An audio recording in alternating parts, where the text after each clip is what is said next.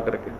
तो यहाँ क्या बताना चाहते हैं कि एक सतनाम की कीमत इतनी है, जिस विधि से हम बताते हैं तुम कितने साहूकार बन जाओगे। सतनाम एक पालड़े रंग होरी हो, 14 लोक चढ़ावे राम रंग होरी हो, 3 लोक पास्यंग धरे रंग होरी हो, भाई तो न तुला तुलाया राम रंग होरी हो। तो भी वो पलड़ा भारी रहेगा। कौन सा? जो एक श्वास उस श्वास का सिमरण है।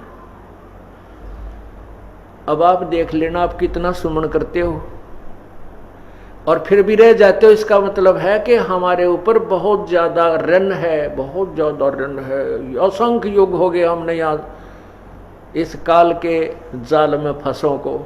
और काल ये ऐसा चतुर है कि हमारे पुण्यों को बहुत शीघ्र बर्बाद करवा देता है, कोई न कोई कारण बनवा देता है। और फिर हम जैसे थे उसे फिर हो जाए।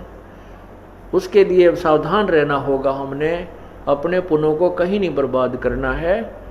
घड़ी डिमांड भी ना करनी चाहिए परमात्मा से, मन ये दे दे, मेरा ये हो जा, 2 कोठी हो जाए, एक और बना लूँ, ये भगवान एक छोरा का और थोड़ा प्लाट मिल जाए। हम यही तंग मांगते रह जाते हैं। नहीं, परमात्मा से आप मोक्ष, भक्ति और मोक्ष मांगिए, और भक्ति में ये सब अपने आप मिल जाएंगी जिनकी आप अलग से डिमांड करते हो।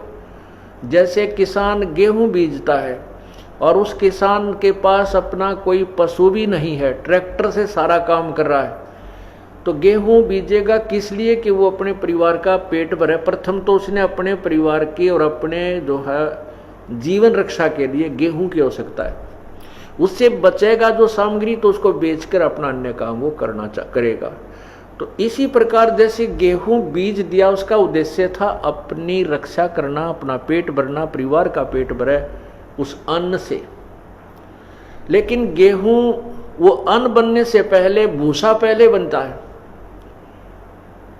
वो भूसा जो बनता है, तूड़ा, वो पशुओं का चारा तो फ्री में बनता है, धक्के तो बने अपने आप बनता है। वो तो बाई प्रोडक्ट है उसका, किसका? कनक का, गेहूं का।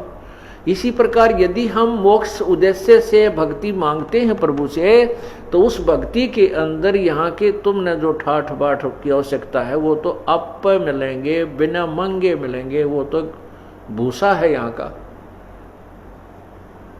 कोई बात नहीं, अभी ज्ञान नहीं है क्योंकि हम बहुत सताए हुए हैं दुखों के। तो उसके लिए कुछ तो परमात्मा अपने आशीर्वाद से तुम्हें एडवांस लाभ दे देता ताकि आपकी श्रद्धा कबीर परमेश्वर में बने कि ये भगवान है। उसके बाद फिर कहता है कि पुत्र अब तुम खुद करो, बेटा बेटी अब तुम साहूकार बनो, तुम स्वयं मेहनत करो, इस नाम का जाप करो, इस तरह धर्म करो, ये पुण्य करो। तो जैसे कोई ज़्यादा कहता है मुझे ऐसी तकलीफ है, मैं ऐसा है, तो हम कहते हैं तुम एक हवन के लिए, ज्योति के लिए संकल्प करो। इसी को कहते हैं आप पाठ के लिए संकल्प करो। क्योंकि हम अपने आशीर्वाद, परमात्मा अपने आशीर्वाद से तो आपको देता ही देता, उसके बावजूद भी आप इतने वीक हो चुके हो कि फिर भी उभरते उभरते समय लग रहा है। तो उसको कवर करने के लिए वो आपको बताया जाता है कि ऐसा कर दीजिए।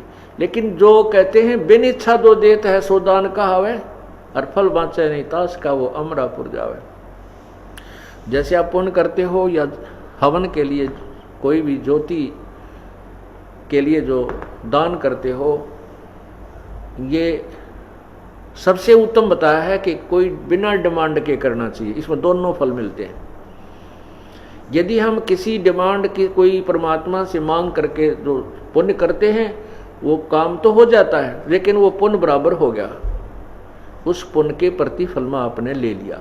और बिन इच्छा जो देते सो दान कहावे, फल बाँचे नहीं ताश का वो अमरापुर जावे। जो दान आप करते हो सब इच्छा से, कर्तव्य समझकर, जैसे गीता जी के 3रे अध्याय में लिखा है कि जो व्यक्ति परमात्मा के दिए हुए उस धन में से जो दान नहीं करता वो तो पापी, एक पाप खाता है। इसलिए हमारा परम कर्तव्य है कि हम कुछ पुण्य करें, यज्ञ करें। तो उसके लिए हमारा परम कर्तव्य समझ करके हम जो पुण्य, दान जो भी करते हैं, पाठ आदि करवाते हैं, उसका फल दोनों लाभ देता है। वो आपके जो काम अड़े हुए हैं उनको भी सेट करता है, क्योंकि आपने बिन इच्छा एक कर्तव्य समझकर दान पाठ आदि करवाया है, और आपको सतलोक जाने के लिए भी उसका पुण्य सहयोगी शेष रह जाता है।